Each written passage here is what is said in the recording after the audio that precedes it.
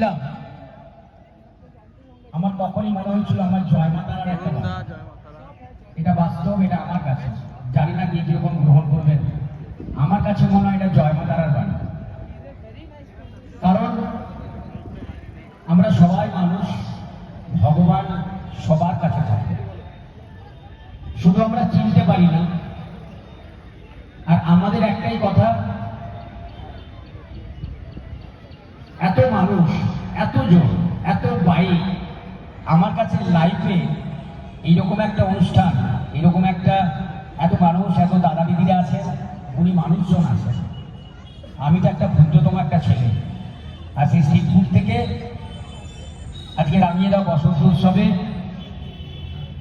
দাদা আর দিদি, দাদা আমার কাছে যান প্রায় 15-20 দিন আগে, আমাকে গিয়ে বলে যে অরুণদা তোমাকে অন্তত এই প্রোগ্রামে আসতে হবে। আমি গত 2 দিন ছিলাম না কলকাতাতে, আমি শুক্রবার দিন আমার দোকানের কাজ শেষ করে সুন্দরবনে ছিলাম।